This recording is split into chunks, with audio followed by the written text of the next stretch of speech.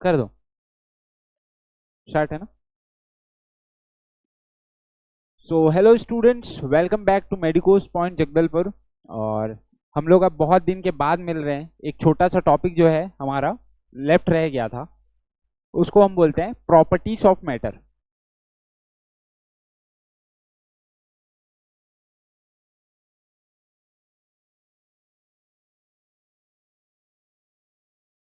Right, properties of matter. अभी तक हम लोग जितने भी चैप्टर्स को कवर किए हैं, हमारा मेन अप्रोच क्या रहा है, शॉर्ट में उस टॉपिक को निपटाना और उसके क्वेश्चंस देखना। मेन है कि इतना चीज हम लोग को कॉन्सेप्ट बना लेना कि इसके जो प्रीवियस ईयर हैं और जो आने वाले टाइप के क्वेश्चन है वो क्लियर हो जाए। सबसे पहले अभी तो आप लोग देखे होंगे जो नीट का हाल है अभी के टाइम पे, बहुत कड़क टक्कर चल रही है ना। बहुत ज़्यादा रैंक का जो है स्विच हुआ है, रैंक बहुत ज़्यादा ऊपर गई है। तो हम लोग को क्या है, तैयारी अच्छे से करना है। ये एक शॉर्ट वन शॉट है, किसके ऊपर है, अपना प्रॉपर्टीज ऑफ मैटर के ऊपर। अब मैटर के ऊपर दो चीज आ जाता है,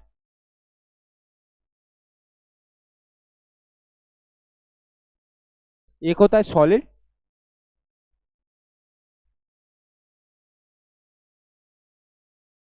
दूसरा आप कह लो लिक्विड या फिर कह लो फ्लूइड। ठीक है, तो सॉलिड के अंदर कुछ उसकी प्रॉपर्टीज हैं, उसको हम फिजिक्स से रिलेट करेंगे, और बाद में हम लोग फ्लूइड के अंदर जो प्रॉपर्टीज है उसकी, उसको हम लोग रिलेट करेंगे। तो हम लोग स्टार्ट किससे करते हैं, सॉलिड से स्टार्ट करेंगे, राइट।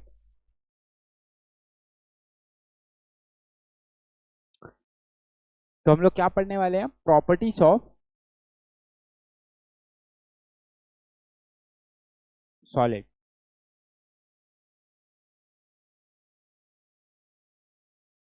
सॉलिड की सबसे इंपॉर्टेंट जो अपनी प्रॉपर्टी है ना, वो है इलास्टिसिटी। अब इंपॉर्टेंट से मेरा क्या मतलब है कि हम लोग को पढ़ना कौन सा है, इलास्टिसिटी। हम लोग के सिलेबस में हम लोग को कौन सा कवर करना है, इलास्टिसिटी को।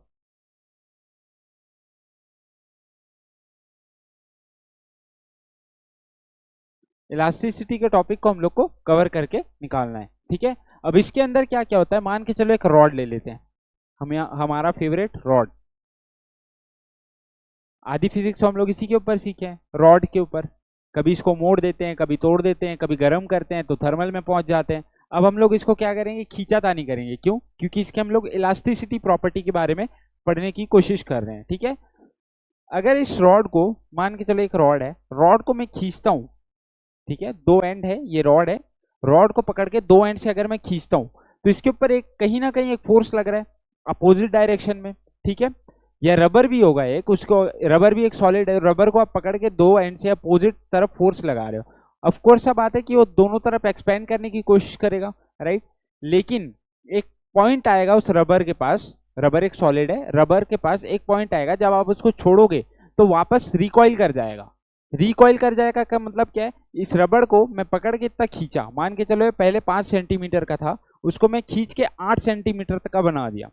लेकिन जब भी मैं इस फोर्स को यहां से एक्सक्लूड करूंगा, जैसे इस फोर्स को हटाऊंगा रबर के ऊपर से, तो क्या होगा, रबर जो है रिकॉइल होकर वापस से 5 सेंटीमीटर में आ जाएगा, ठीक है। इसी प्रॉपर्टी को हम लोग बोलते हैं इलास्टिसिटी। इसी प्रॉपर्टी को हम लोग क्या बोलते हैं, इलास्टिसिटी। तो क्या लिखेंगे इसका डिफाइन,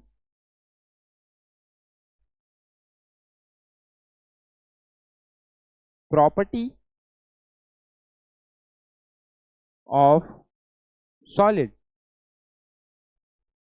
to regain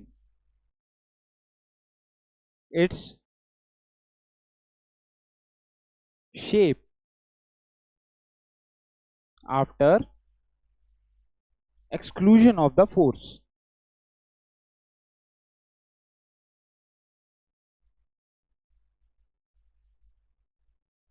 क्या मतलब पड़ रहा है अपने को, वो प्रॉपर्टी एक सॉलिड की, या कोई भी धातु हो, मेटल हो, कोई भी हो, है ना, वो प्रॉपर्टी सॉलिड की जो फोर्स को हटाने के बाद वो अपने शेप में वापस आ जाए, वो इसकी प्रॉपर्टी को हम लोग क्या बोलते हैं, इलास्टिसिटी बोलते हैं। इतना क्लियर है।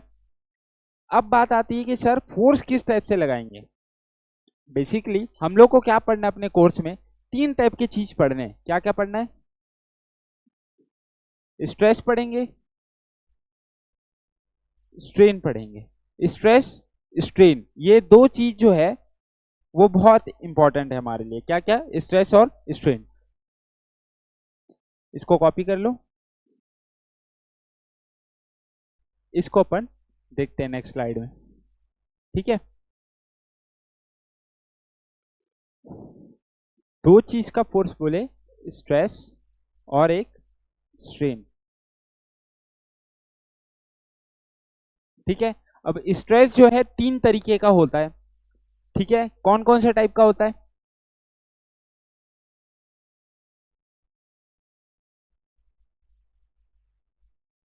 लॉन्गिट्यूडनल,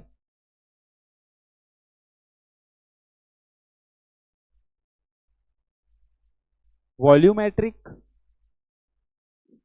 और शियर टाइप। तीन तरीके का हम लोग पढ़ने वाले हैं। क्या क्या है? Longitudinal, volumetric, shear type. अब सेम टू सेम हमारे स्ट्रेन भी होता है। स्ट्रेन को अलग डिफाइन करते हैं। पहले मेरे को ये बताओ कि स्ट्रेस को मैं डिफाइन कैसे करूंगा। स्ट्रेस को तीन टाइप है ना, लॉन्गिट्यूडनल, वॉल्यूमेट्रिक और शियर। इसको किस तरीके से मैं बोल सकता हूं कि अभी मैं आपको बताया कि एक रॉड है या एक रबर है। रबर को हम लोग जब भी खींच रहे हैं, है ना, रबर को जब भी हम लोग खींच रहे हैं तो क्या हो रहा है, वो रिकॉल अपना साइज कर ले रहा है, रिकॉल अपना साइज कर रहा है। उसके ऊपर जो फोर्स लग रही है पर यूनिट एरिया, क्या मैं इसी को स्ट्रेस नहीं बोलूंगा?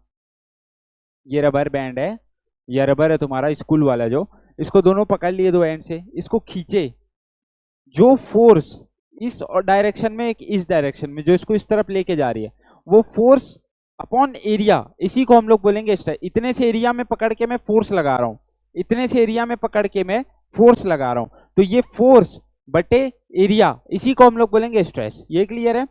स्ट्रेस क्या होता है? स्ट्रेस को हम लोग डिनोट करेंगे सिग्मा से। ठीक है, बोलेंगे फोर्स अपॉन एरिया। क्या सर ये डिफाइन कंप्लीट है? नहीं, अभी भी कंप्लीट नहीं है। इसमें क्या चीज है, ये जो फोर्स लेना है हम लोग को हमेशा परपेंडिकुलर टू द बॉडी लेना है। यानी कि ये अपना प्यारा सा रॉड,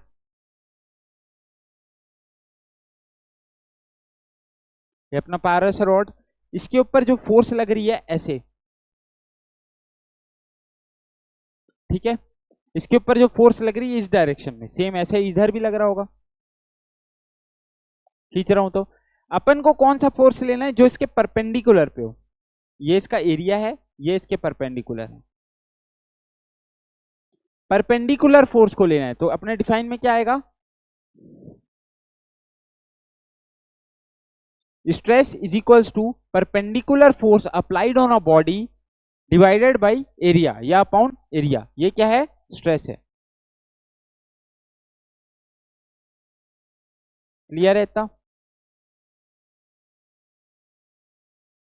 क्या क्लियर है इतना?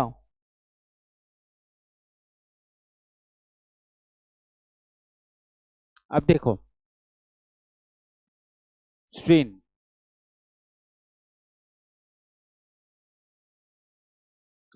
अच्छा पहले ये देख लो लॉन्गिट्यूडनल, वॉल्यूमेट्रिक और शियर किसको किसको बोलते हैं। ठीक है, मैं जनरली बता रहा हूं, दोनों में वही अप्लाई होता है।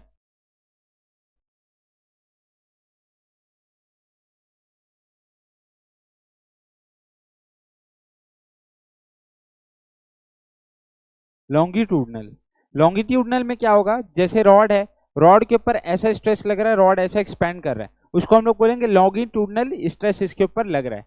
वॉल्यूमेट्रिक कब होगा? जब रॉड का जो वॉल्यूम चेंज हो रहा है, वॉल्यूम के ऊपर कोई इफेक्ट आ रहा है, कंप्रेस कर रहा हूं लाइक में, ठीक है, कोई वॉल्यूम के ऊपर उसको चेंज आ रहा है तो उसको हम लोग बोलेंगे वॉल्यूमेट्रिक स्ट्रेस। और साथ ही साथ शियर स्ट्रेस किसको बोलते हैं?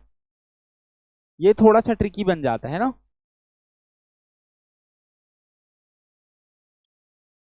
शियर किसको बोलेंगे? स्ट्रेन हो, शियर स्ट्रेन किसको बोलेंगे? मान के चले रॉड था, पहले ऐसे था, ठीक है, अब इस रॉड को मैं यहां से ऐसे धक्का दिया, यहां से ऐसे धक्का दिया, तो ये रॉड अब ऐसा बन गया है, मतलब इतना दूर चले गया धक्का देके। तो इस चीज के कारण जो ये होगा, डिस्प्लेसमेंट होगा एक्स, कितना दूर गया है, तो इसको क्या बोलेंगे अपन? शियर स्ट्रेन, शियर बोलेंगे, SHEAR। इसको डिनोट किसे करते हैं? ईंटा से। ठीक है, अभी ये समझने समझने की बात है, फॉर्मूले में लिखाऊंगा उसके बाद सब क्लियर हो जाएगा। ठीक है, तीन टाइप का होता है, अपन समझ लिए क्या क्या होता है। स्ट्रेस स्ट्रेन दो चीज है, लॉन्गिट्यूडनल वॉल्यूमेट्रिक और शेयर टाइप का। अब अपन देखते हैं फॉर्मूलेस डायरेक्ट, जो अपन को काम करना है जिसपे। ये सब चीज तो फोकट की बातें हैं, मतलब ऐसा है कि हाँ कुछ समझ रहे हैं ऐसा पता लगे। शॉर्ट वीडियो है तो शॉर्ट वीडियो में इतना डिटेल हम लोग नहीं जाते हैं। क्या करना है अब अपने को, ध्यान क्या देना है फॉर्मूले पे। स्ट्रेस का formula perpendicular force upon area, एक ये याद कर लो। हमेशा की तरह हम लोग अपने बंदूक में गोलियों के लिए एमिनेशन जो है जमा कर रहे हैं, फॉर्मूलाज एक जगह लिखेंगे, उसके बाद हम लोग को समझ आ जाएगा कि अपन को पकड़ना क्या है। ठीक है, ओके। स्ट्रेस क्या हो गया, perpendicular force upon area. Strain के तीन टाइप,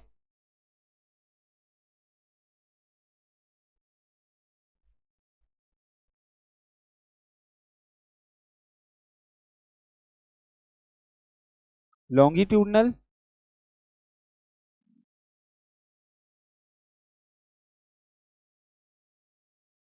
वॉल्यूमेट्रिक, और क्या है, share.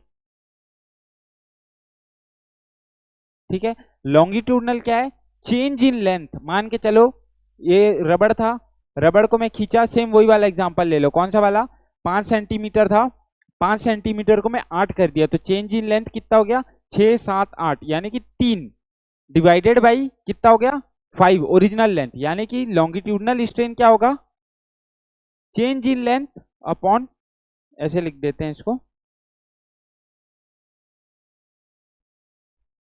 Change in length upon original length. वैसे ही वॉल्यूमेट्रिक क्या होगा, change in volume upon original volume. Shear strain क्या होगा, अब ये थोड़ा एक सोचने वाला बात होता है। शेयर स्ट्रेन हम कैसे लिखेंगे, शेयर स्ट्रेन अपन लिखेंगे डेल्टा एक्स बटा एल। ठीक है, ये स्ट्रेन के लिए फॉर्मूले हैं। डेल्टा एल अपॉन एल क्या है, सिंपल क्या है, डेल्टा एल अपॉन एल है कि चेंज इन लेंथ कितना है divided by original length rod का। ठीक है, रॉड या रबर बैंड को अभी अपने दिमाग में लेके चलो, उसी से सब क्लियर होता चला जाएगा। उसके बाद वॉल्यूमेट्रिक का क्या है, डेल्टा वी अपॉन वी, यानी कि change in volume upon original volume. ये अपन करेंगे तो अपन के पास क्या आ जाएगा, वॉल्यूमेट्रिक स्ट्रेन आ जाएगा।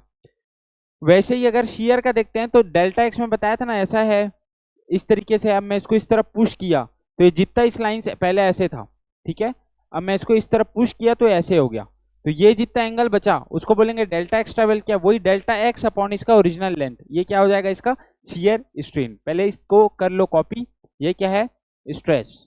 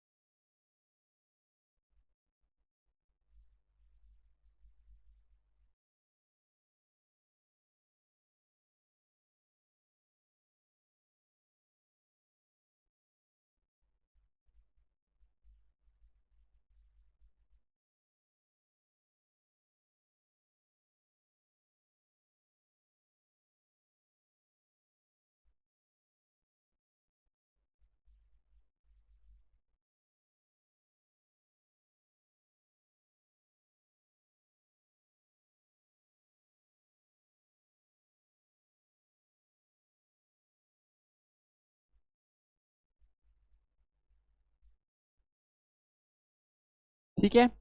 अब इसके बाद अपन क्या देखेंगे, हुक्स लॉ।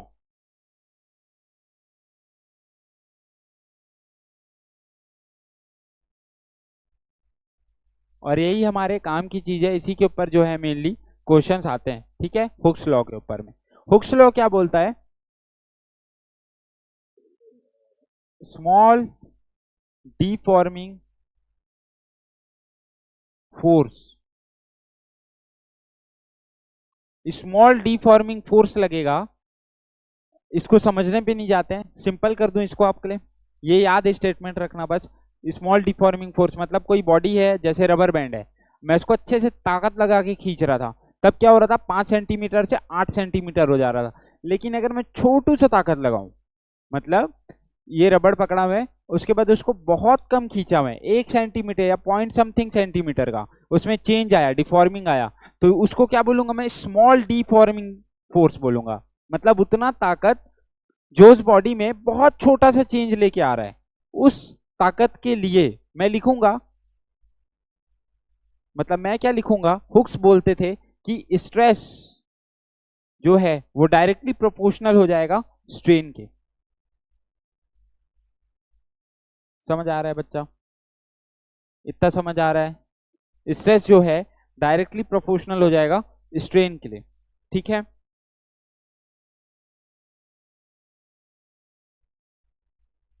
तो इसी चीज को आधार मानते हुए हमारे पास 3 मॉड्यूलस आए।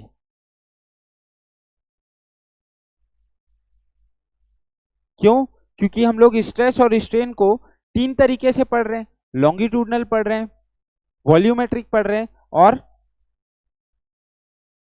शेयर पढ़ रहे हैं। तो ये 3 चीज हम लोग जो है कवर करने वाले हैं, तो इस हिसाब से 3 मॉड्यूलस होना चाहिए। मॉड्यूलस क्या, स्ट्रेस अपॉन स्ट्रेन, इसके लिए कांस्टेंट डाल दूं, समझ रहे हो। हमेशा क्या करते हैं हम लोग, कोई भी दो चीज डायरेक्टली प्रोपोर्शनल में जब रहती है, हम लोग क्या करते हैं, कांस्टेंट डाल देते हैं, डालते हैं, उस कांस्टेंट को ही मैं मॉड्यूलस बोल रहा हूं। अब 3 अलग अलग टाइप के स्ट्रेस और स्ट्रेन है, तो 3 अलग अलग मॉड्यूलस होगा। समझ आया इतना मैं क्या बोला, एक्चुअली में क्या है, 3 प्रॉपर्टी, 3 टाइप के स्ट्रेस और स्ट्रेन है, नाम बोलो फिर से, लॉन्गिट्यूडनल, वॉल्यूमेट्रिक और शेयर। ठीक है, हुक्स लॉ कहता है कि एक छोटा सा, इतना ताकत जो एक बॉडी के, एक सॉलिड के अंदर में छोटी सी डिफॉर्मिटी यानी कि छोटा सा चेंज अगर लेके आए, तो उसमें मैं कहता हूं, मतलब हुक्स कहते हैं कि स्ट्रेस जो है स्ट्रेन के, स्ट्रेस और स्ट्रेन दोनों अलग अलग पढ़ लिए। स्ट्रेस क्या था, फोर्स अपॉन एरिया, स्ट्रेन क्या था, delta L upon L, delta we upon L, अलग अलग था, है ना। तो हम लोग क्या बोलेंगे, स्ट्रेस और स्ट्रेन जो है वो डायरेक्टली क्या है, प्रोपोर्शनल हो जाएंगे। स्ट्रेस हमेशा एक तरीके का ही होता है, माफ करना, फोर्स अपॉन एरिया ही, स्ट्रेस बस उतना ही है। स्ट्रेन 3 टाइप का होता है, लॉन्गिट्यूडनल होगा, वॉल्यूमेट्रिक होगा और शेयर होगा। ठीक है, बेसिकली इस पे ध्यान दो। तो इसको हम लोग कांस्टेंट कर लिए। अब एक कांस्टेंट अगर मैं लेके आऊं और उसका नाम मैं दे दूं उस कांस्टेंट का, मतलब प्रोपोर्शनैलिटी हटाऊंगा, ऐसे करते हैं ना अपन, A is directly proportional to B, तो मैं लिखता हूं A is equals to X B. तो एक्स क्या है, कांस्टेंट है, इससे क्या हुआ, ये हट गया और इसके जगह इक्वल आ गया। समझ आ रहा है ना, एकदम बेसिक है, जिसको नहीं आता उसके लिए बता रहा था। तो इसका ये कांस्टेंट जो x आया, उसके जैसे कांस्टेंट को मैं क्या बोल दिया, मॉड्यूलस। अब अलग अलग 3 प्रॉपर्टी है हमारे पास, कौन कौन सा, लॉन्गिट्यूडनल, वॉल्यूमेट्रिक और शेयर। देखो बार बार बोल रहा हूँ, याद हो जाए बोल के। तो जब हम लोग लॉन्गिट्यूडनल के लिए लगाएंगे तो इसको बोलेंगे यंग्स मॉड्यूलस।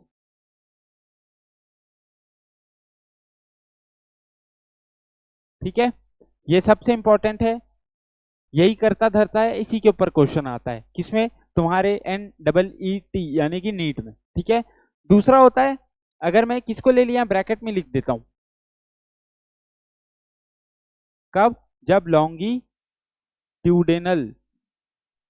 स्ट्रेन हो,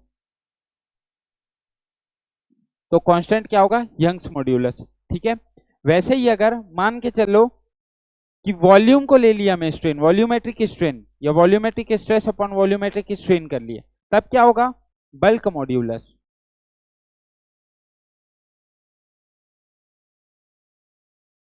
छोटा सा समरी चार्ट बनाते जा रहा हूं मैं, इसको लिखते जाओ। इसको डिनोट करते हैं हम लोग ऐसे, गामा से, ठीक है, वाई से। बल्क मॉड्यूलस बीटा से डिनोट होता है। ठीक है, किसको लेते हैं हम लोग इसमें, वॉल्यूमेट्रिक। वॉल्यूमेट्रिक कांस्टेंट है, मतलब volumetric stress upon volumetric strain, right. मैं बता रहा हूं आगे। अब लॉन्गिट्यूडनल हो गया, बल्क हो गया, अब क्या बच गया, शियर। तो शियर वाले को हम लोग क्या बोल देंगे, शियर मॉड्यूलस बोल देंगे।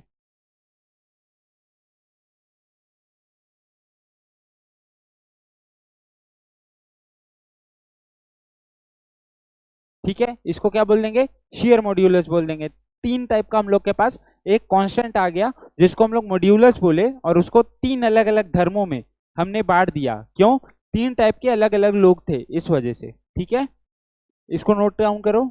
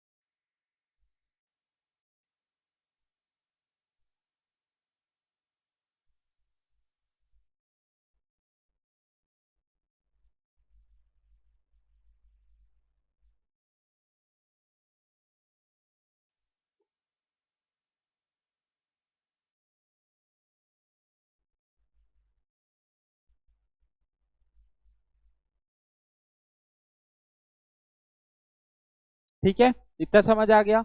अब अपन को मेन किसके ऊपर लेके चलना है, यंग्स मॉड्यूलस के लेके ऊपर लेके चलना है आगे अपने को। ठीक है,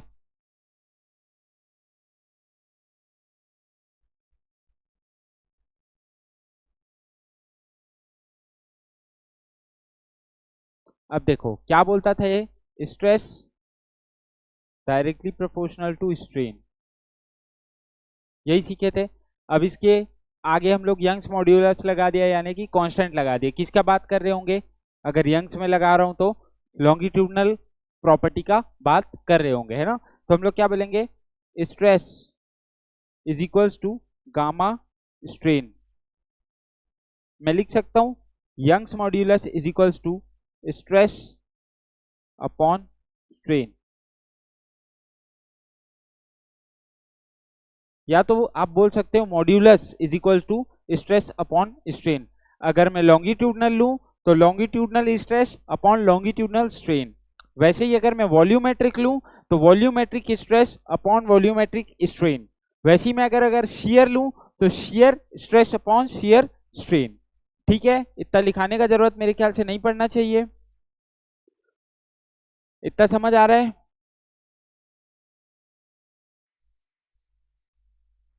यंग्स मॉड्यूलस का समझ आ गया क्या हो रहा है। ठीक है, इससे अपन मैं क्या बोल सकता हूँ कि Young's modulus is directly proportional is equals to stress upon strain. अब इसके बारे में एक चीज इंपॉर्टेंट लिख लो कि Young's modulus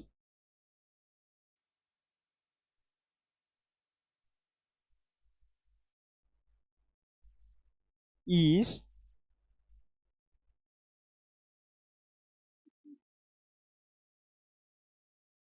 independent of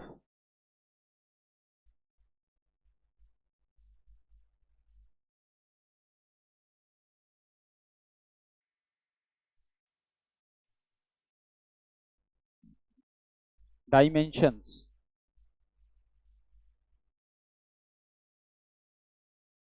and क्या है बता रहा हूं अभी ये, purely depend upon property of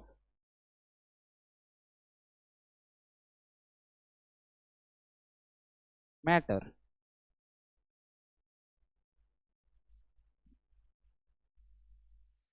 इसके ऊपर भी क्वेश्चन डायरेक्ट बन जाता है। यंग्स मॉड्यूलस क्या है? Young's modulus is independent of dimension and purely dependent upon property of matter. मेरे साथ जो लोग पढ़ रहे हैं शुरू से वो लोग इस लाइन को समझ गए होंगे। एक्चुअली क्या है इसमें, जो यंग्स मॉड्यूलस है वो सिर्फ और सिर्फ मैटर के ऊपर डिपेंड करता है, यानी कि वो जो रबर है, रॉड है, अगर ये सब चेंज करोगे कि रबर से रॉड किए तो उसका यंग्स मॉड्यूलस बदलेगा। लेकिन रबर लियो 5 सेंटीमीटर का, अगले केस में अगर उसका रबर लियो 10 सेंटीमीटर का, उसके अगले केस में आप लियो 12 सेंटीमीटर का रबर, उससे यंग्स मॉड्यूलस में कोई चेंज नहीं आएगा। किसमें सिर्फ चेंज आएगा? तभी चेंज आएगा यंग्स मॉड्यूलस में जब रबर के जगह हम लोग रॉड ले लिए या रॉड के जगह हम लोग पेंसिल ले लिए, ऐसा कुछ काम करे। जब मैटर बदल गया तब यंग्स मॉड्यूलस बदलेगा। लेकिन एक मैटर के लिए यंग्स मॉड्यूलस हमेशा वही रहेगा जो आना है, स्ट्रेस अपॉन स्ट्रेन। इतना क्लियर है? इसको नोट डाउन करो।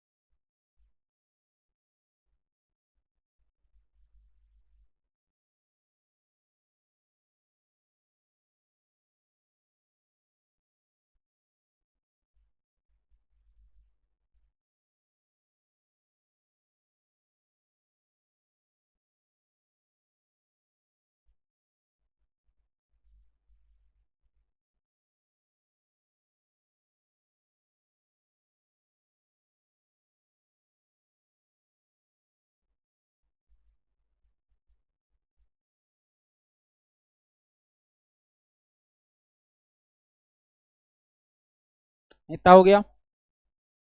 अब एक चीज और अपन को क्या करना है इसमें, देखो मैं जितना कराते जा रहा हूँ ना इतना सफिशियंट है। मतलब छोटा सा लेक्चर है मैं मानता हूँ, लेकिन एक क्रक्स बना के तुम लोग के सामने इस 1 से 1.5 घंटे में मैं सब कुछ रख दूंगा इलास्टिसिटी का। मतलब जहां जहां से क्वेश्चन आ सकते हैं सिर्फ उसको उसको उठा के यहाँ पुटअप कर रहा हूँ। अल्दो ड्रॉपर के लिए सफिशियंट नहीं है, ड्रॉपर के लिए आपको और डिटेल में जाके अच्छे से कॉन्सेप्ट और बेस बना के पढ़ना होता है। लेकिन एज ये डेमो क्लास है या फिर बोल लो इसको एक क्रैश कोर्स टाइप का क्लास है, इसलिए मैं आपको इसमें क्या है छोटे टाइप से करके इसको समझाने का कोशिश कर रहा हूँ, राइट। तो अब हम लोग को क्या देखना है, Young's modulus is equals to stress upon strain. ये हम लोग पढ़ लिए हैं। अब हम लोग इसको अप्लाई करते हैं किसके लिए, लॉन्गिट्यूडनल वाले के लिए अप्लाई करके देखते हैं, ठीक है। तो मैं लॉन्गिट्यूडनल के लिए क्या लिखूंगा, longitudinal stress upon longitudinal strain, ठीक है।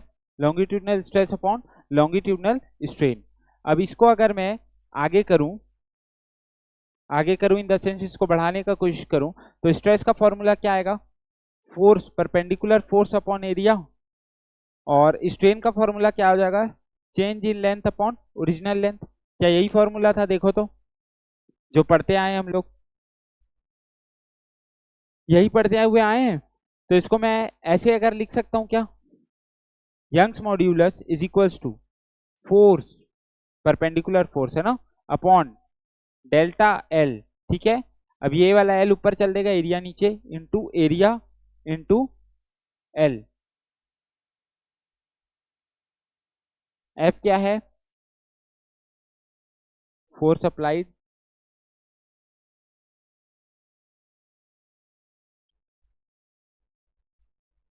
सॉरी, एल क्या है,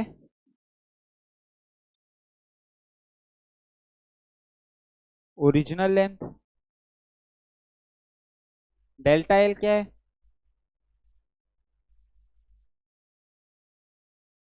चेंज इन लेंथ, ए क्या है, area of rod, area of matter, ठीक है। और y क्या है, यंग्स मॉड्यूलस, ठीक है। इसको नोट डाउन करो।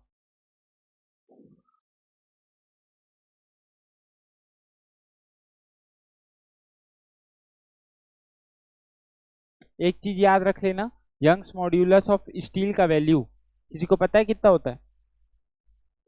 2 इंटू 10⁻11 न्यूटन पर मीटर स्क्वायर।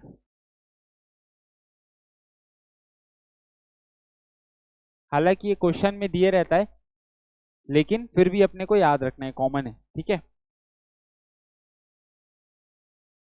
अब यहां से अगर मैं तुमको इतने सारे चीज में से कुछ दे दिया, ठीक है, अब तुम लोग समझ गए हो परपेंडिकुलर फोर्स कहां से आया, लेंथ क्या है, डेल्टा एल क्या है, एरिया क्या है, वाई क्या है, यंग्स मॉड्यूलस क्या है, अब तुमको अब सब समझता है। अब इनमें से कोई वेरिएबल तुमको चेंज कर दिया, बोल दिया एल बता दो, तो इसको इधर लेके इसको इधर लेके नहीं निकाल पाओगे क्या? स्ट्रेस दे दिया, स्ट्रेन दे दिया, तुम लोग डिवाइड करे, यंग्स मॉड्यूलस निकल गया, यंग्स मॉड्यूलस को इसमें फिट करके इसको इधर करके फोर्स निकाल लिए, नहीं कर पाओगे क्या? बच्चा वाला खेल है। तो मेन तुमको फॉर्मूला समझ में आना था, वो फॉर्मूला कहाँ से आया है वो मैं समझा दिया अच्छे से। इतना क्लियर है कि अपने पास मैटर सॉल्व है इतना?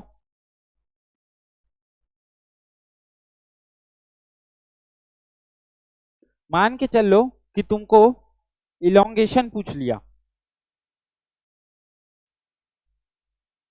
क्या होगा? मान के चल लो कि तुमको इलोंगेशन पूछ लिया, यानी कि डेल्टा एल पूछ दिया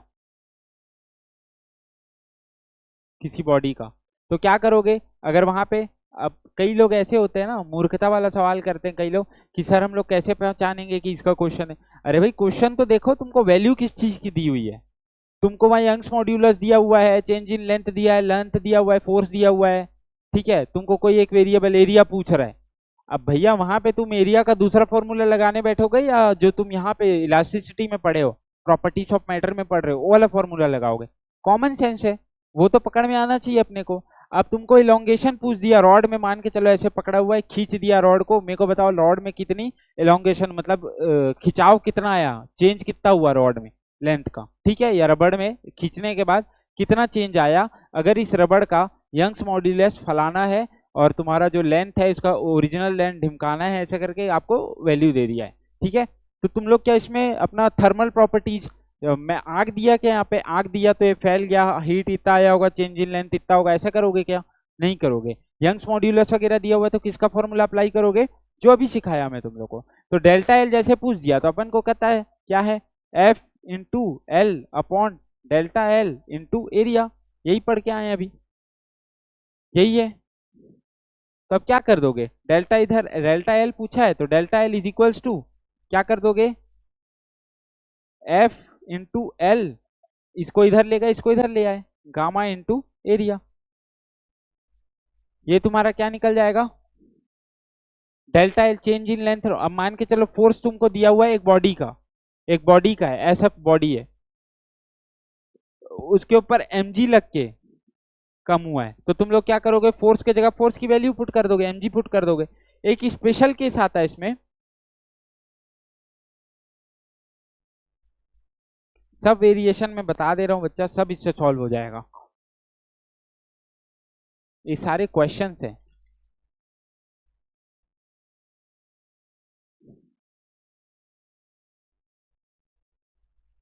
एक तगड़ी एनालिसिस है कि कितने क्वेश्चन इस पोर्शन से पूछे गए हैं, उनका सारा का समरी है ये। समरी भी क्या, बहुत डिटेल में मैंने इस बार कवर कर दिया इसको, इससे ज्यादा इस चैप्टर में है ही नहीं। अगर तुमको कोई 10 दिन तक ये चैप्टर पढ़ा रहा है, 4 दिन तक, तो मूर्ख बना रहा है। मैक्सिमम टू मैक्सिमम 2 से 3 दिन का लेक्चर होना चाहिए चैप्टर के ऊपर, ठीक है। मैंने तो एक में ही खत्म कर दिया, बात अलग है, लेकिन नंबर ऑफ क्वेश्चंस तुमको प्रैक्टिस ज्यादा करना है। लेकिन मैं लगभग लगभग सारे कॉन्सेप्ट में सिखा दिया हूँ इसका, इलास्टिसिटी का, ठीक है। स्पेशल केस क्या आएगा, एक रॉड है, केस का नाम होगा, मतलब क्वेश्चन में क्या आएगा, रॉड हैंगिंग, या फिर बोल लो हैंगिंग रॉड का क्वेश्चन आएगा।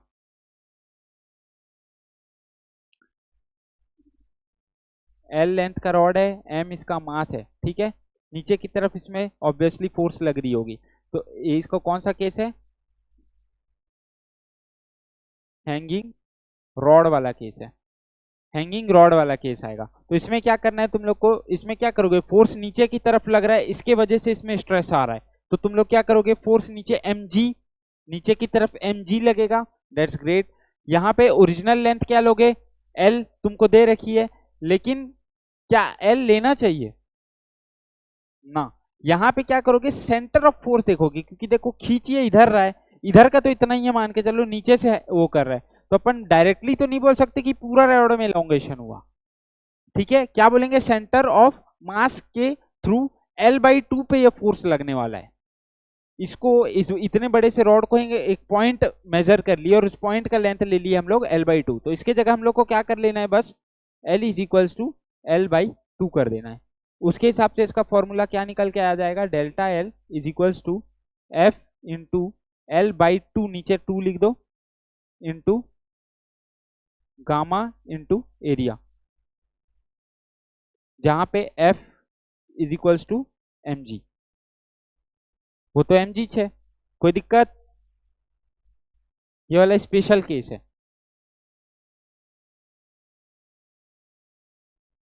समझाया भी, समझ नहीं आया तो इसको याद रख लेना, रिवाइज के टाइम पे तो काम आएगा ही, इसको याद रख लेना, ये डायरेक्ट निकलता है। हैंगिंग रॉड का क्वेश्चन आएगा तो सेम फॉर्मूला को लिख के 2 से डिवाइड कर दो, शॉर्ट में काम खत्म। समझ आया मैं क्या बोला?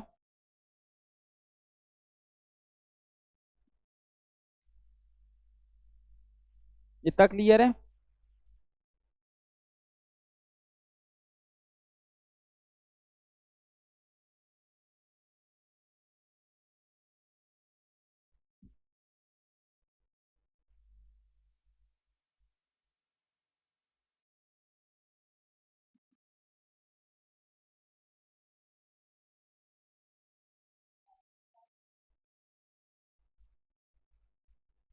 क्वेश्चन क्वेश्चन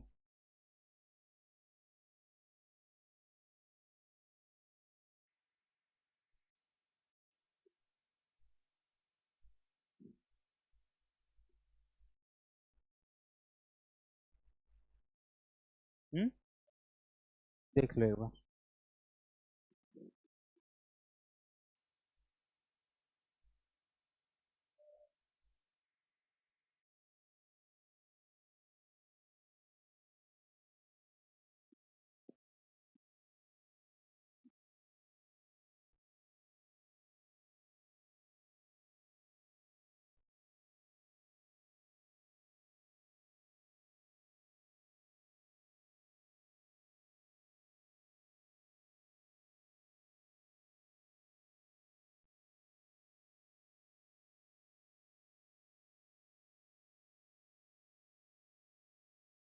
वही आ रहा है,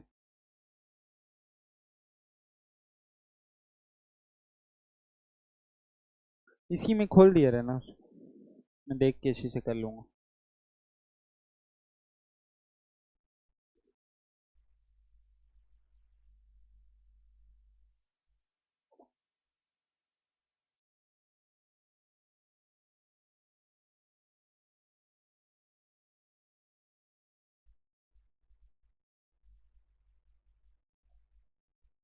ठीक है, ऐसे ही रहने दो, ओबीएस को खोल दिया रहो। हाँ बस, वैसे ही वो, ठीक, ठीक है ना, ठीक है, ठीक, ठीक।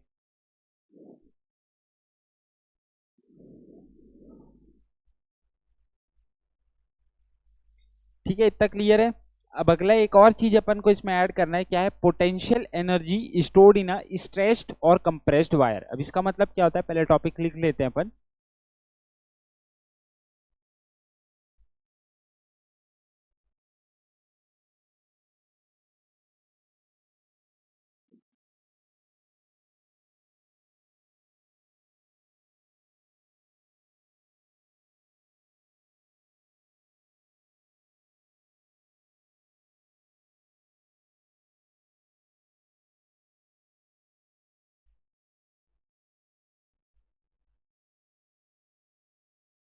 इंपॉर्टेंट टॉपिक है, इससे भी क्वेश्चन बन के आ जाता है।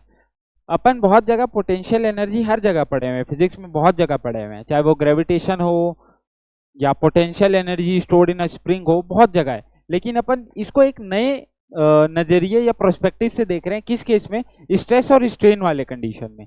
इसमें क्या है कि अगर मैं इस स्ट्रिंग है या फिर ये वायर है, इसको मैं स्ट्रेच करता हूं, तो इसके अंदर क्या होगा, एक पोटेंशियल एनर्जी होगी, उसी पोटेंशियल एनर्जी से तो ये वापस आ रहा है। स्ट्रेच स्ट्रिंग है, स्ट्रेच रबर है, रबर किसी एनर्जी को स्टोर करके रखा होगा, वही एनर्जी का यूज करता होगा वापस अपने शेप में आने के लिए।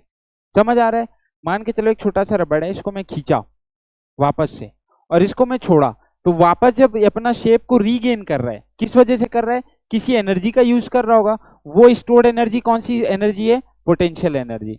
तो हम लोग को इसका एक डेरिवेशन लिखना है कि किस फॉर्म में हम लोग इस पोटेंशियल एनर्जी को लिख सकते हैं। ठीक है, तो इसको अपन लिखते हैं, यू से इसको डिनोट करते हैं, लिखेंगे half into stress into strain into volume.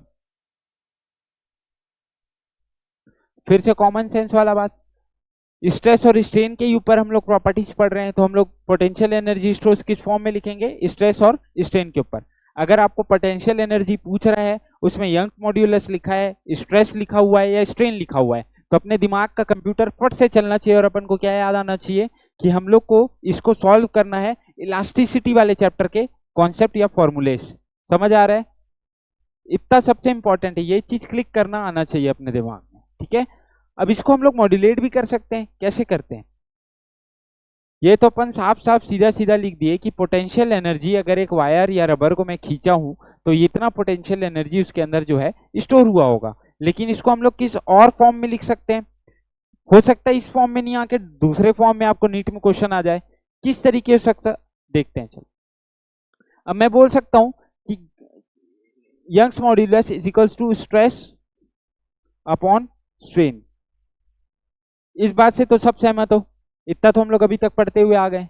अब मैं इसको लिख सकता हूं, स्ट्रेन की जगह मान के चलो, स्ट्रेन इज इक्वल्स टू, या तो एक काम करो डायरेक्ट अपन ये लिख सकते हैं क्या, stress is equals to gamma into strain. यहां से लिख सकते हैं स्ट्रेस इज इक्वल्स टू, इसको यहां ले गया मैं, तो गामा इंटू स्ट्रेन, तो इसको यहां पुट करके देखते हैं, स्ट्रेस की जगह गामा स्ट्रेन पुट कर दो, क्या हो जाएगा, u is equals to half into stress की जगह क्या, स्ट्रेन इंटू गामा यानी कि Young's modulus into strain into volume. ये लिख सकते हैं, ऑब्वियसली लिख सकते हैं। तो इसके जगह और क्या आ जाएगा, u is equals to half into strain का स्क्वायर बोल सकता हूं मैं, इंटू गामा इंटू वॉल्यूम। क्या इतना क्लियर है? इसको अभी एक और फॉर्म में अपन चेंज कर सकते हैं, कब, अगर इसके फॉर्मूलाज में अपन तोड़े, पहले तो इसको कॉपी कर लो।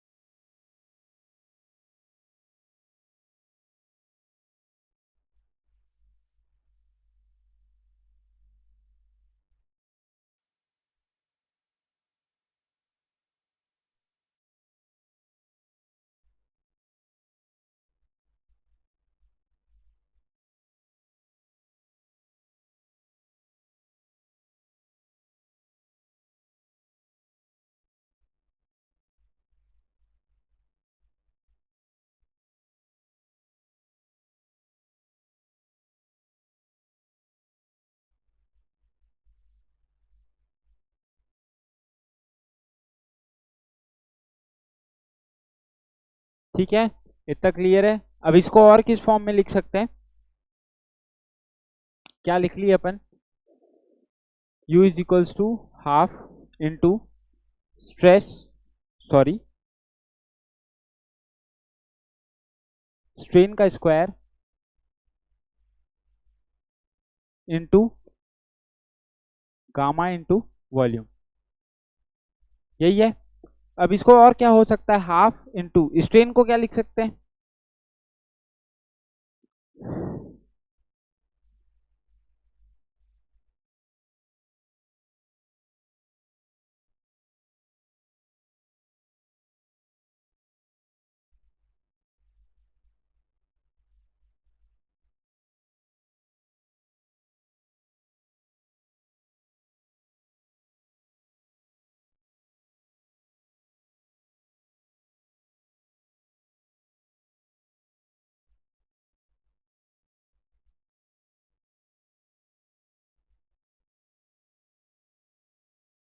स्ट्रेन को क्या लिख सकते हैं अपन, लॉन्गिट्यूडनल मान के चले तो delta L upon L into gamma को क्या लिख सकते हैं, फोर्स अपॉन एरिया, वॉल्यूम को क्या लिख सकते हैं, एरिया इंटू लेंथ, ये लिख सकते हैं। लेंथ से लेंथ कट जाएगा, एरिया से एरिया कट जाएगा, तो इसको क्या बोलेंगे, U is equals to half into delta L बच गया अपने पास और फोर्स बच गया, तो यानी कि फोर्स इंटू डेल्टा एल, ये हो जाएगा फोर्स इंटू डेल्टा एल। इसको अपन और क्या बोल सकते हैं, लोड इंटू एलोंगेशन,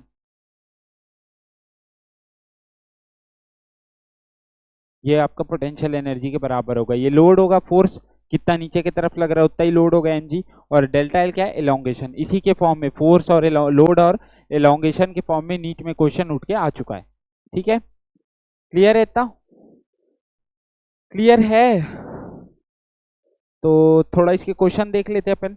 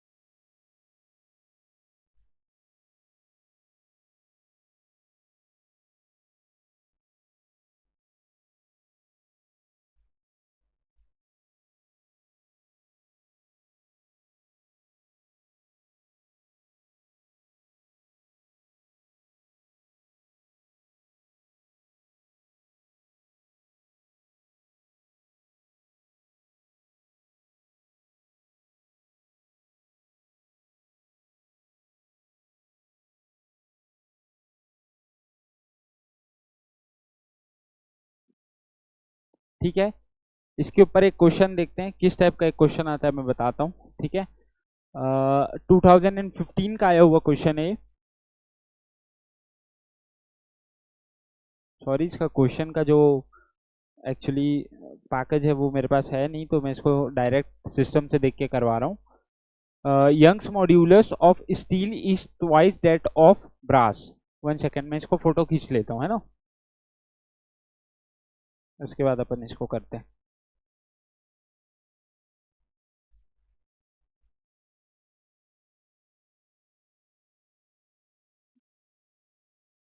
ठीक है, ठीक है, Young's modulus of a steel अपन क्या लिखेंगे, गामा एस लिख देते हैं इसको, ठीक है, is twice that of brass, मतलब 2 टाइम्स ऑफ गामा बी, इतना हम लोग को पहले लाइन में बोल दिया। 2 wires of same length and same cross sectional area, मतलब लेंथ इसका जो है दोनों का इक्वल है, एल लिख ले दोनों को, और सेम क्रॉस सेक्शनल एरिया है, मतलब area of steel is equals to area of brass is equals to A, दोनों को ए लिख देते हैं अपन, कोई दिक्कत है क्या, नहीं, ठीक है, of steel area of cross section one of steel and another of brass are suspended from the same roof, suspend किया गया है रूफ से, ये वाला केस मैं एक बार बता चुका हूं आपको, रूफ से सस्पेंडेड वाला एक केस आएगा बोला था ना, वो उसी का एक ये एग्जाम्पल है, लेकिन इसमें अपन को उसका जरूरत नहीं पड़ेगा एक्चुअली, क्योंकि वो कट जाएगा, ठीक है, अपन समझते पहले, सेम जो है रूफ से, मतलब ये एक रूफ है, इससे जो है एक स्टील का रॉड और एक ब्रास का रॉड जो है लटका हुआ है, ठीक है, ये अभी तक का क्वेश्चन में हम लोग को बोला है, जिसका यंग्स मॉड्यूलस स्टील वाले रॉड का 2 गुना है Young's modulus of the brass, वैसे ही लेंथ बोलेंगे तो दोनों का लेंथ बराबर है, दोनों का क्रॉस सेक्शनल एरिया मोटा दिख रहा होगा, इसको थोड़ा सा पतला करते हैं, मतलब ये दोनों का जो क्रॉस सेक्शनल एरिया है वो इक्वल है, ठीक है, इतना समझ आया। If we want the lower ends of the wire to be at same level, then the weights added to the steel and brass wire must be in ratio, मतलब हम लोग को क्या पूछा हुआ है, M S by M B, mass of steel upon mass of brass, ठीक है, वेट, वेट मतलब क्या होता है, सिर्फ एम होता है या एम जी होता है, सिर्फ एम होता है या एम जी होता है, अब देखो जी जी तो दोनों में कट जाएगा, तो इसको अपन M S upon M B भी लिख सकते हैं डायरेक्टली, यही पूछ रहा है कहीं ना कहीं, जी तो दोनों में सेम रहेगा, नीचे की तरफ लग रहा होगा, दोनों में मास का ही फर्क होगा तभी इनका वेट अलग अलग होगा, तो इनमें कौन कैसा वेट का रेशियो इनमें डाला जाए कि एलोंगेशन के बाद जब ये लंबे होंगे लटके होने की वजह से इनमें एलोंगेशन आएगा तो दोनों एक लेवल पे ही पहुंचे, मतलब इसका डेल्टा एल और डेल्टा एल ऑफ बी और डेल्टा एल ऑफ एस जो इक्वल हो, क्या बोल रहा है, delta L of S is equals to delta L of B हो, यही पूछा है, del M S upon M B अपन को पूछ रखा है, क्वेश्चन ट्राई करने का कोशिश करेंगे एक बार, इसको तुम लोग बनाओ, मैं अपना देख रहा हूँ यहाँ पे, मेरे पास कोई सॉल्यूशन पेपर या कुछ नहीं है, मैं खुद बनाऊंगा, तुम लोग को भी खुद बनाना है यहाँ पे, ठीक है।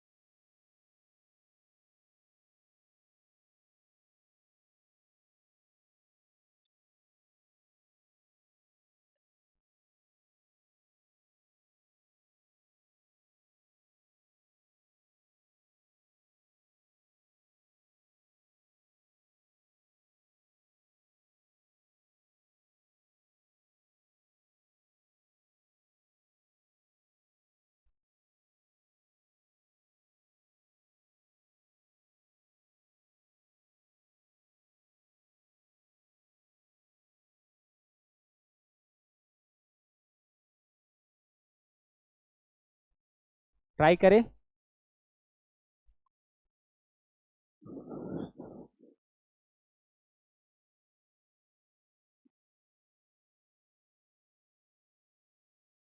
ट्राई करो फटाफट ट्राई करो, इसको बन जाना चाहिए, इसको बनाओ फटाफट बनाओ, बहुत इजी क्वेश्चन है, समझने का कोशिश करो, पहले ही बता दूंगा तो मजा नहीं आएगा,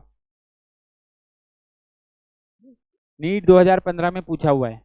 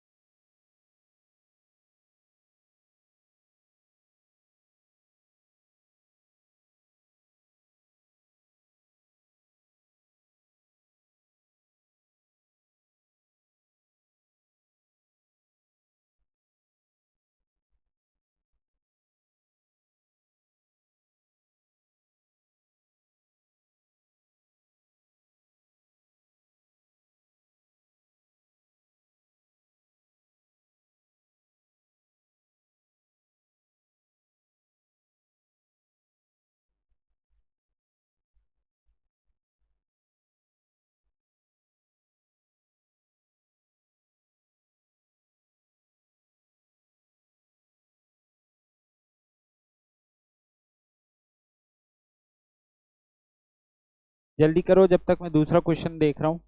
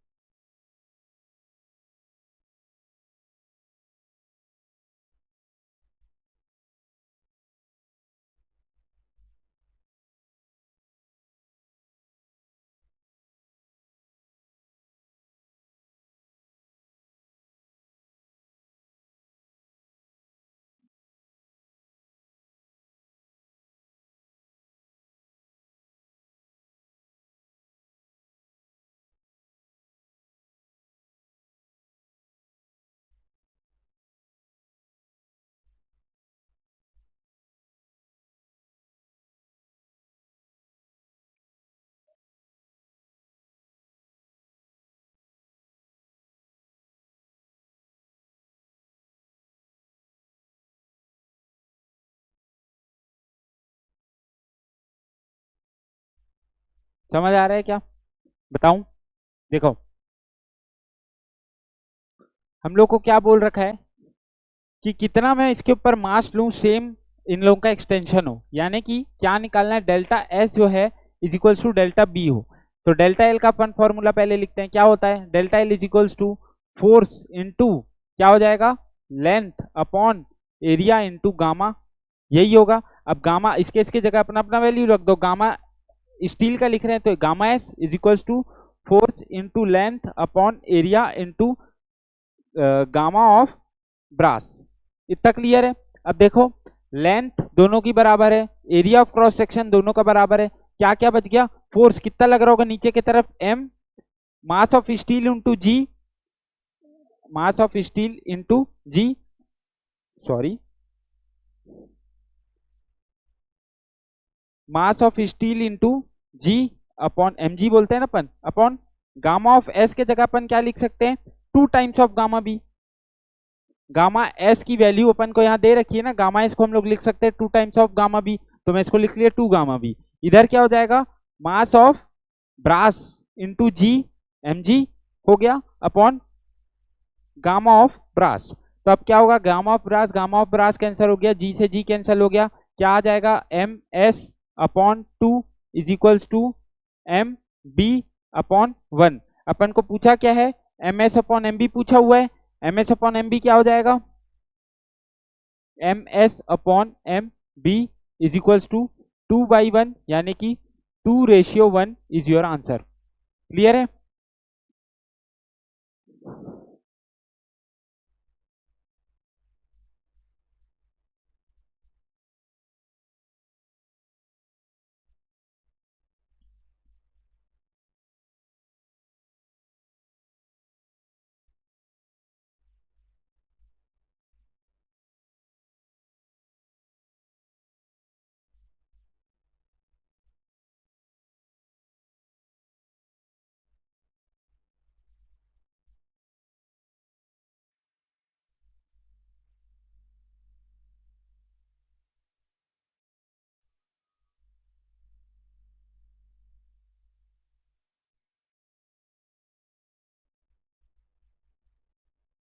ठीक है, इतना समझ आ गया? अब एक और क्वेश्चन लेते हैं अपन, अच्छा क्वेश्चन है वो भी।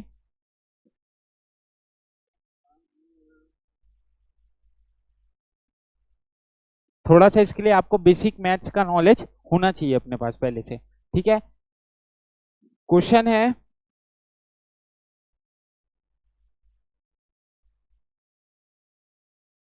देखो एक बात समझ लो, मैं लल्लू पल्लू क्वेश्चन नहीं करा रहा हूँ। ठीक है, मैक्सिमम लोग क्या करते हैं, कुछ चीज पढ़ा रहे हैं उसके बाद जो इजी इजी क्वेश्चन है वो लगा ले रहे हैं। मेरे को गारंटी पता है कि जो चीज मैं पढ़ाया हूँ उससे इजी क्वेश्चन तो आराम से लग जाएंगे। मैं वो क्वेश्चन बता रहा हूँ जिसमें थोड़ा बहुत इंटीग्रेशन लगता है, जैसे अभी वॉल्यूम वाले में थोड़ा सा चेंज लगा। ठीक है, और अभी जो बता रहा हूँ उसमें भी थोड़ा सा इंटीग्रेशन है बेसिक मैथ्स के साथ जोड़ा हुआ, जो चीज होता है ना वहाँ क्वेश्चन थोड़ा सा टफ बन जाता है। और वही चीज को हम लोग कवर करेंगे यहाँ पे, तो हो जाएगा, पॉसिबल है कि हम लोग हर चीज का वैरायटी कवर कर पाए। बाकी प्रीवियस ईयर क्वेश्चन तो आपको लगाने ही है ना। इसके लिए एक क्वेश्चन मैं और दे रहा हूँ,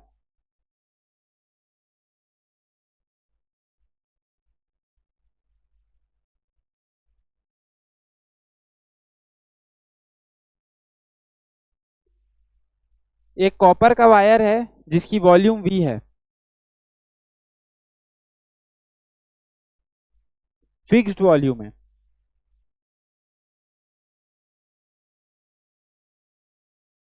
ठीक है, वॉल्यूम V दे रखी है, उसको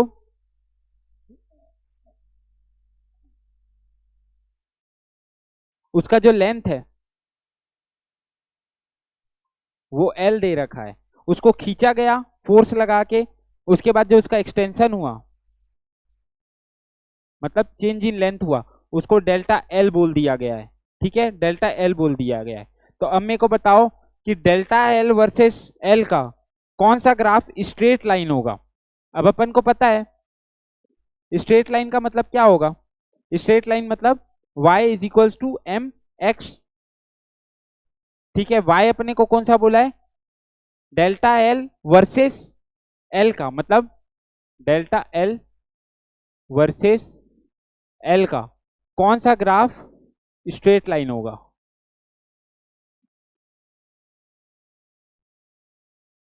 हिंट दे रहा हूं मैं, हिंट नीचे दिया हूं, y is equals to M X पे स्ट्रेट लाइन बनता है, स्ट्रेट लाइन बनता है, और जो y है वो यहाँ पे डेल्टा L है, और जो x है वो यहाँ पे L है। अब बनाओ, ऑप्शन दे दूं, ऑप्शन है delta L 1/L, delta L versus, sorry ये वर्सेस लिख लो यहाँ पे, versus L 1/L, delta L versus 1/L square, या फिर डेल्टा L वर्सेस, वर्सेस लिख दे रहा हूं L स्क्वायर। ये तीन ऑप्शन दे रहा हूं, तीनों में से एक बताओ, नहीं हो पाएगा तो मैं बताऊंगा। वॉल्यूम दिया हुआ है ना, याद रखना।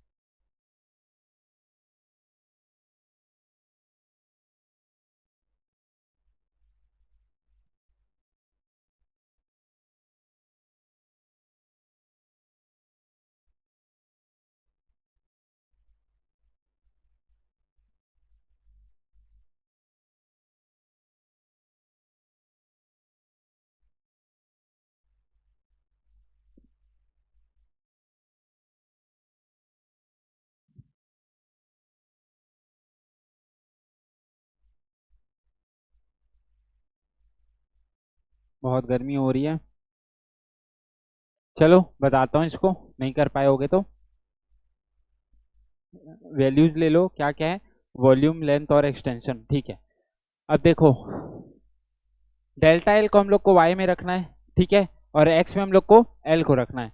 तो डेल्टा y क्या होता है, l क्या होता है, f into length into area into gamma, यही होता है, अभी तक हम लोग सीखते आए। तो अब क्या होगा, delta L is equals to, force के बारे में तो कोई बात ही नहीं किया है, फोर्स का एज इट इज रहने दो, लेंथ के बारे में बात है, लेंथ को x में लेके आना है तो लेंथ ऐसे रहने दो, ठीक है। एरिया, अपने को एरिया नहीं दिया, वॉल्यूम कांस्टेंट दे रखा है, वॉल्यूम क्या होता है,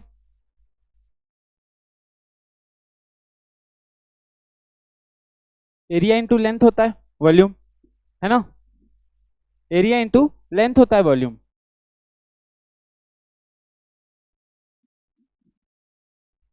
बहुत गर्मी हो रही है।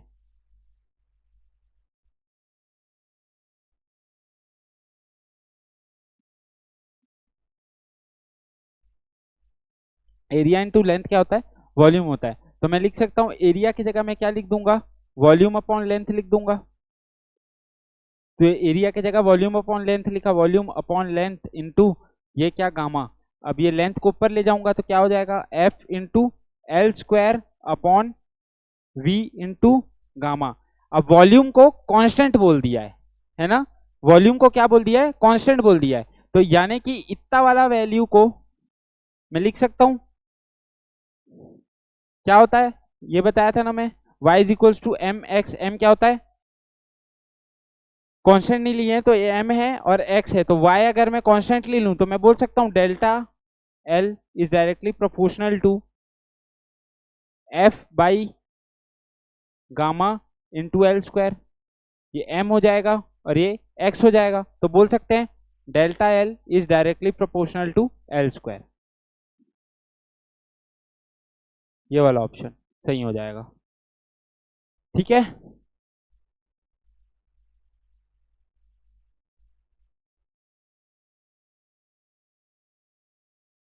समझ आ रहा है,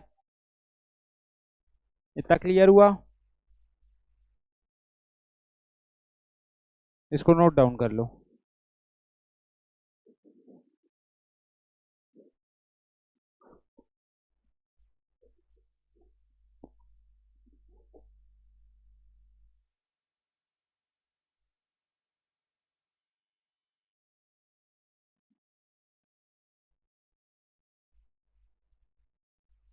गर्मी है बहुत ज्यादा इसलिए बाहर आया।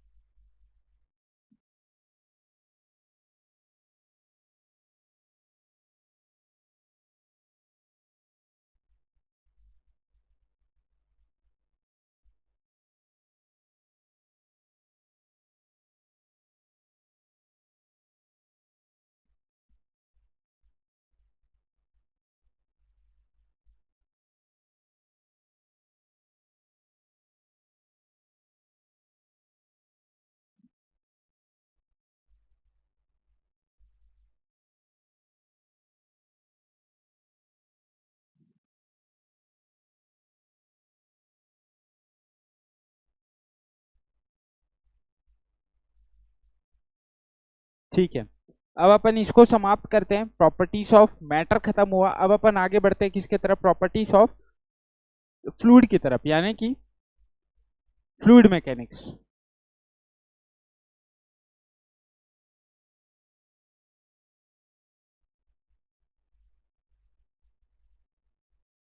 फ्लूइड मैकेनिक्स की तरफ आते हैं। ठीक है, अब देखो बच्चा, फ्लूइड होता है एक, अपन को फ्लूइड बीच में कौन सा पढ़ना है, फ्लूइड अलग अलग टाइप है, मतलब फ्लूइड है, अपन को क्या पढ़ना है बेसिकली इसमें, आइडियल फ्लूइड पढ़ना है।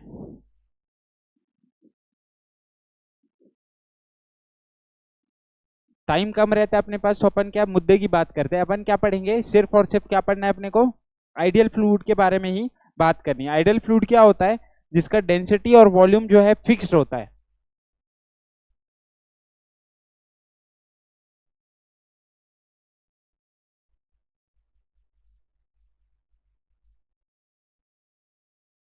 और साथ ही साथ ये नॉन कंप्रेसिबल और नॉन विस्कस होता है।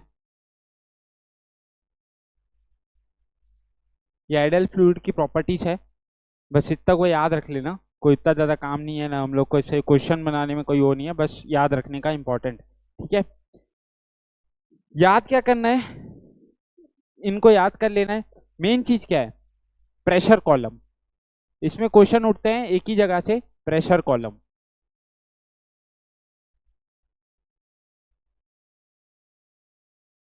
दो टाइप का होगा, एक होगा वर्टिकल, दूसरा होगा हॉरिजॉन्टल।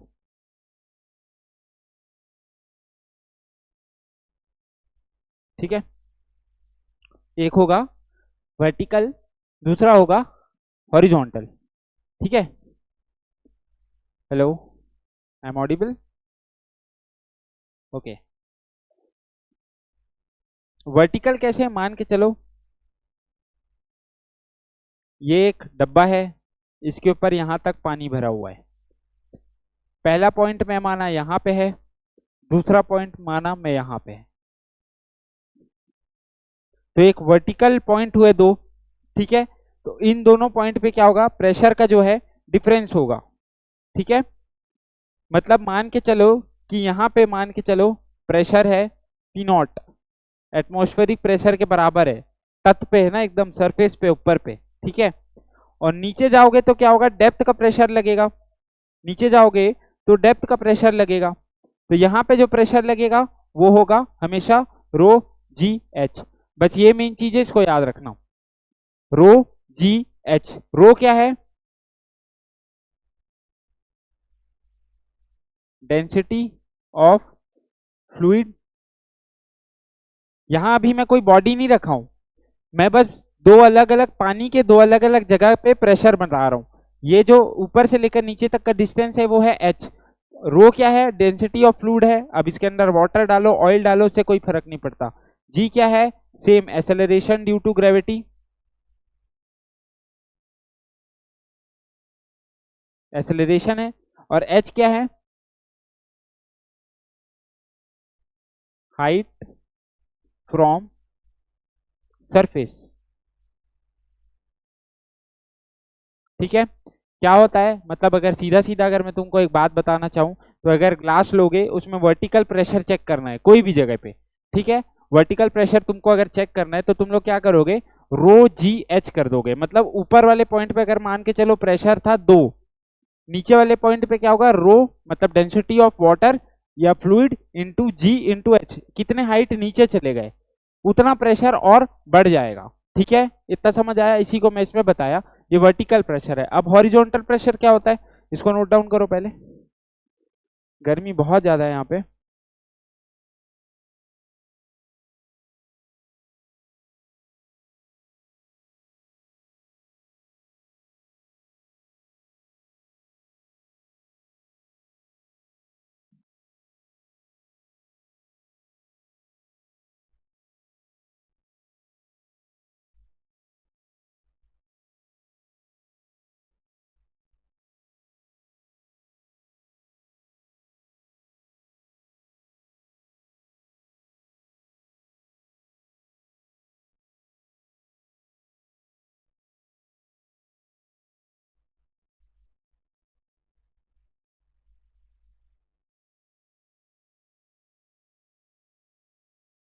अब अपन आते हैं हॉरिजॉन्टल वाले में।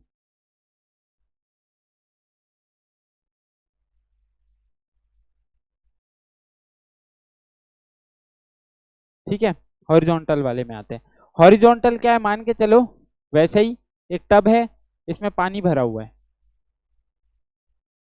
ये दो प्रॉपर्टी है जो तुमको फ्लूइड का बता रहा हूँ, देखो इस पे ज्यादा क्वेश्चन बनता नहीं है, इस पे सिर्फ लिमिटेड क्वेश्चन बनते हैं, और जो जो मैं बता रहा हूँ इसी के अंतर्गत इसी के आसपास घूम के आते हैं। अब ये दो पॉइंट है, ये दो जगह पे प्रेशर बताओ बोलूं अगर मैं, तो क्या होगा, P1 यहाँ का प्रेशर होगा मान के चलो, और P2 यहाँ का प्रेशर है मान के चलो, वर्टिकल है। अब इसीलिए बोलते हैं vertical pressure of water column. ठीक है, तो इसको क्या होगा, इस कॉन्सेप्ट को हमेशा याद रखना, P1 हमेशा इक्वल होगा P2 के, अगर if fluid is same.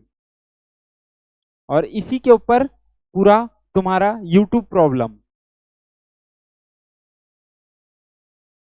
YouTube problem depend करता है इसी कॉन्सेप्ट के ऊपर, और ये पूछा जाता है। यूट्यूब क्या है अभी देखेंगे उसको अपन। ठीक है, ये एक सस्ता सा ये कॉन्सेप्ट हो गया।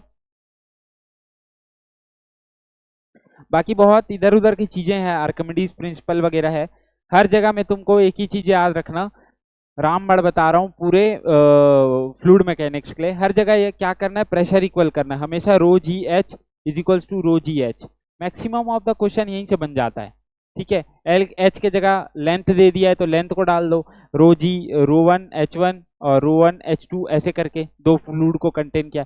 हमेशा रो जी एच बराबर रो जी एच करो, इसी के इर्द गिर्द फ्लूइड मैकेनिक्स का क्वेश्चन जो है घूमता है। मैं बताऊंगा, अभी यूट्यूब प्रॉब्लम करते हैं अपन, उसके बाद देखेंगे। इक्वेशन ऑफ कॉन्टिन्यूटी वगैरह तो तुमको पता ही हुआ है, पहले से पढ़ा हुआ है। बर्नौलीज पढ़ रखा होगा पहले से, है ना। उतना ज्यादा वो नहीं है, ये थोड़ा सा अलग चीज है, इसको इसलिए देख रहे हैं अपन। छोटा सा, हर चीज तो आप कवर नहीं कर सकते ऑब्सोल्युटली। ओके, तो यूट्यूब प्रॉब्लम मैं आपको बता देता हूँ।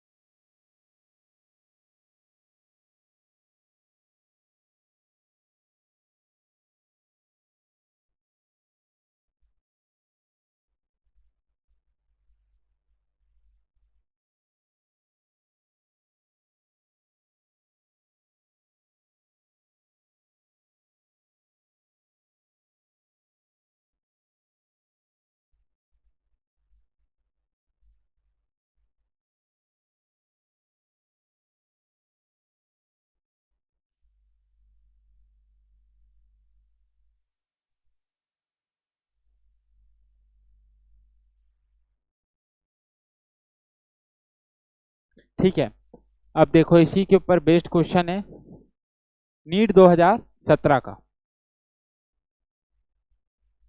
पहले मैं यहाँ पे ट्यूब बना लेता हूँ।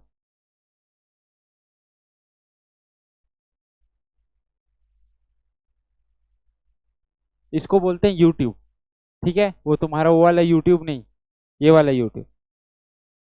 अब देखो, और एक चीज ये वाला याद रखना ना हमेशा, कि फ्लूइड सेम होना चाहिए तभी प्रेशर बराबर होता है। ये चीज अपने दिमाग में हमेशा खोल के रखना। क्वेश्चन क्या बोलता है, अ U tube with both ends open to the atmosphere is partially filled with water oil which is immiscible with water। यानी कि क्या है, डायग्राम दे रखा हुआ है, मैं डायग्राम को बता रहा हूं यहाँ पे बना के।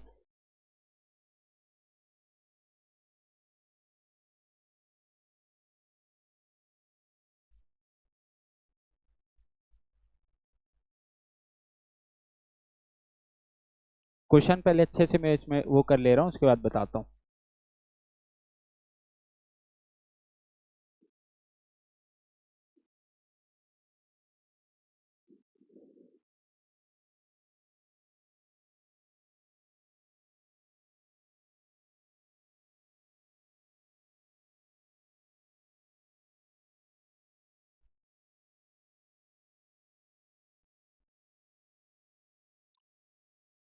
ये डायग्राम बना हुआ है ना, इसका टेंशन मत लेना, ये क्वेश्चन में आया था।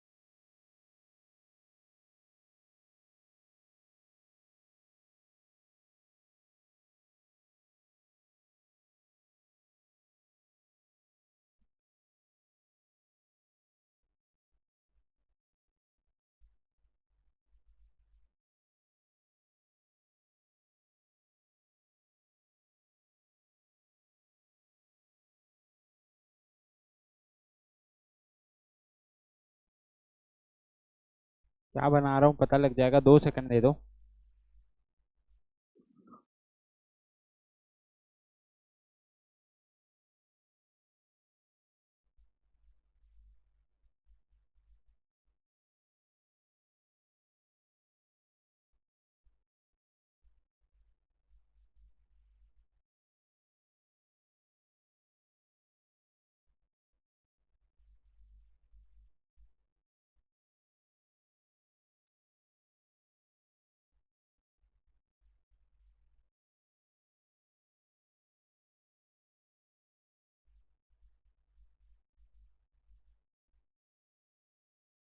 ठीक है, अब ये जो लाल वाला है ना, इसमें ये ऑयल है, और जो येलो वाला मैं बनाया हूँ ना, वो है वाटर। ठीक है, a tube open with both end to the atmosphere is partially filled with water and oil, जो कि दोनों में आपस में मिल नहीं सकते लिखा हुआ है। ठीक है, which is immiscible with water is poured into one side until it is stand at distance 10 above the level of the water on either other side of the tube। मतलब वाटर के लेवल से जो oil का 10 ऊपर तक, और मतलब water जहां पे खत्म हो गया उससे और 10 जो है ऑयल को भरा गया। ये दिख रहा है, वाटर यहाँ खत्म हो गया, इसके 10 और जो है ऑयल को उस तरफ देखो अदर एंड में भरा हुआ है, यहाँ तक दिख रहा है, ये एंड दिख रहा है, 10 और जो है भरा गया। ठीक है, इतना हम लोग समझ गए। Meanwhile the water rises by 65 from its original level, the density of oil is. अच्छा, तो अब क्या हुआ,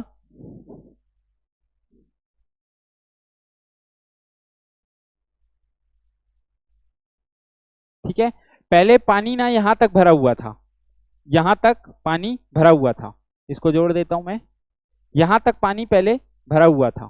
ठीक है, इसका 65 है इतना दूर का दूरी लिखा हुआ है दोनों में। ठीक है, अब क्या हुआ, ऑयल को जब हम लोग डाले तो ऑयल के कारण पानी ढकलाया और इस तरफ और 65 ऊपर चढ़ गया। समझ आया क्या बोला मैं, यहां तक था पहले पानी, उधर से मैं और ऑयल डाला तो पानी यहां तक चले गया, दोनों की सबकी दूरी दी हुई है, final stage of water, initial stage of water, और 10 जो है ऑयल ऊपर है वाटर से, ये लिखा हुआ है। अब क्या है, इसमें ये पूछ के रखा हुआ है, हेलो, इसमें ये पूछा हुआ है अपने को, हेलो, कि ऑयल का जो,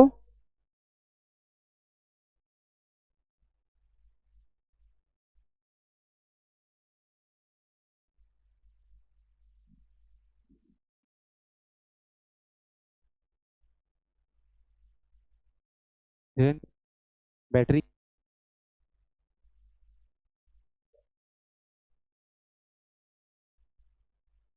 नहीं मतलब थोड़ा थोड़ा चल रहा है, लाल लाल दिखा रहा है, चेंज कर देते। हाँ,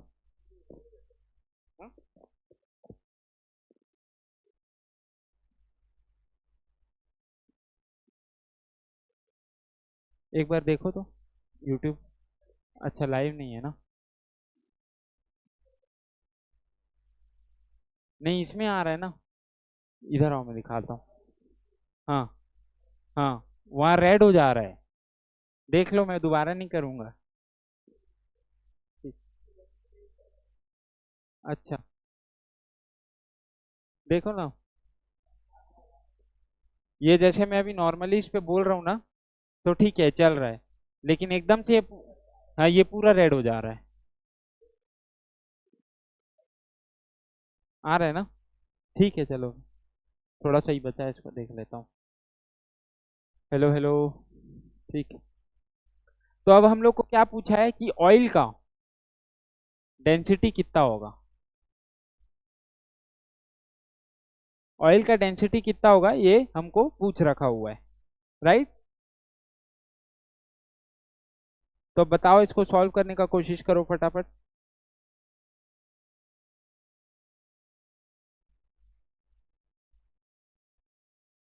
नहीं हो पाएगा तो मैं बताऊंगा, टेंशन नहीं है।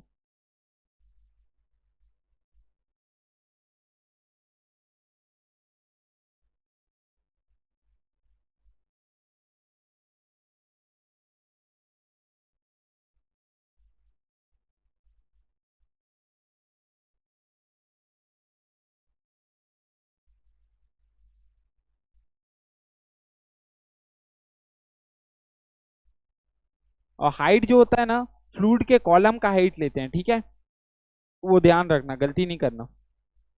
मतलब जितना दूर तक फ्लूइड है उसी को हम लोग लेंगे। हाइट अब भैया, अब यहाँ तक आप फ्लूइड भर रहे हो अगर मान के चलो किसी में, और जो आसमान तो बहुत ऊपर है तो उसको नहीं लोगे, जहां तक फ्लूइड है उसका कॉलम का हाइट लेंगे, कि जितना दूर तक, लंबा दूरी तक फ्लूइड भरा हुआ है, ठीक है। बहुत इजी क्वेश्चन है, बहुत इजी क्वेश्चन है। तुमको मान के चलो यहाँ का पार्शियल प्रेशर जो है एटमॉस्फेयर का वो पी नॉट है,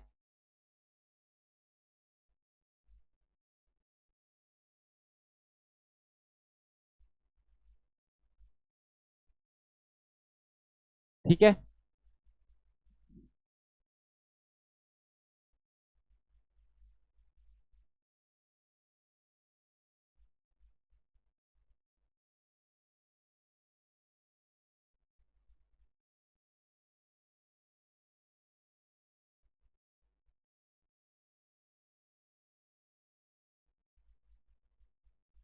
चलो मैं बताता हूँ करके। अब इसको, इस टाइप के क्वेश्चन को कैसे करते हैं, एक मैं बता दे रहा हूँ, बाकी तुम लोग करना, ठीक है।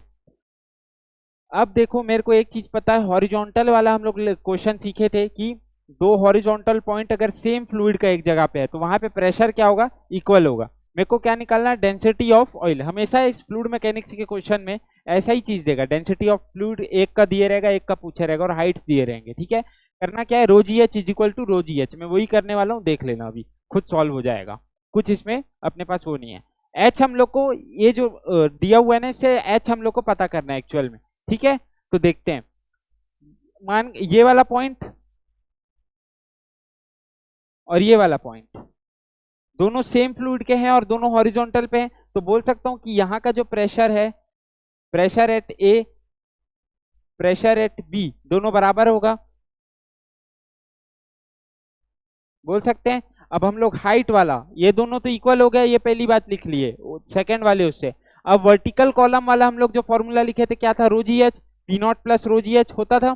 तो क्या होगा, यहाँ पे प्रेशर कितना होगा उसको लिखते हैं, प्रेशर एट ए कितना हो जाएगा, पहला ऑयल है ना, लिक्विड, तो यहाँ पे इसका ये पार्शियल प्रेशर एयर का जितना है प्लस रो जी एच, यही होगा।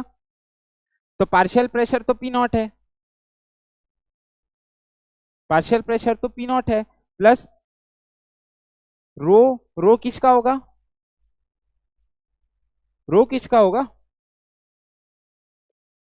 डेंसिटी होगा यहाँ पे ऑयल का, यही तो अपन को निकालना है, इनटू जी इंटू एच। अब एच इंपॉर्टेंट बात है, एच कितना होगा, हाइट हम लोग हमेशा देखेंगे कहाँ तक फ्लूइड है, मतलब ये 10 mm ये लिखा हुआ है, उसके नीचे ये 65 और ये 65, तो टोटल कितना हाइट हो गया यहाँ पे, यहाँ से लेकर यहाँ तक हाइट कितनी हो गई, उससे मिलाओ, 10, 65 और 65, ये हो गया 130 और 10 140, तो यहाँ लिख सकते हैं 140 is equals to pressure at B को हम लोग को करना है।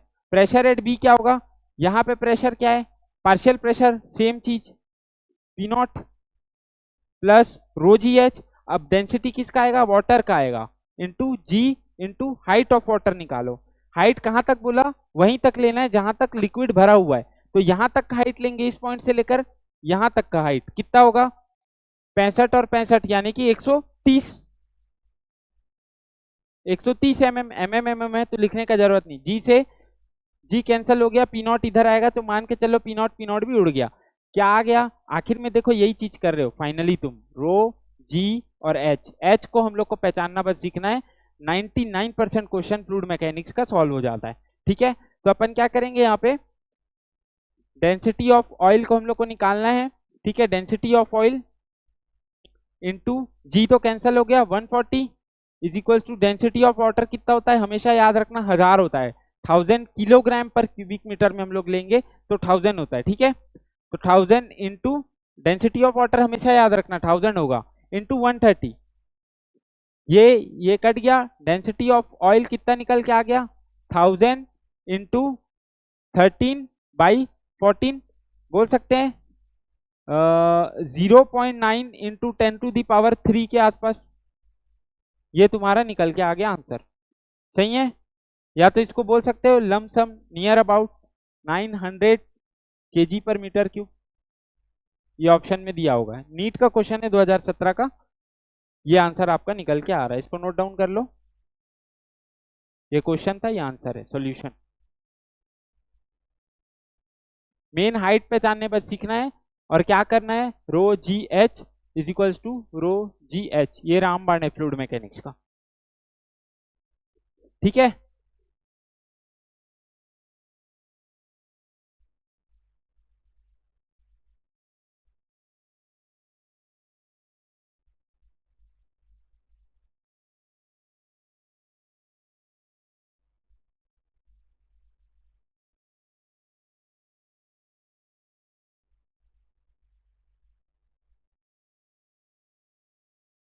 Hello hello. So thank you so much for watching this lecture, इसे कॉपी कर लो, ये सॉल्यूशन है। यहाँ से हम लोग का जो शॉर्ट वीडियो का सिलसिला है लगभग यहाँ पे खत्म होता है। देखते हैं हम आपको कहाँ मिलते हैं अब अगली बार। टिल दैट गुड बाय बच्चों, मिलते रहेंगे है ना, बाय बाय।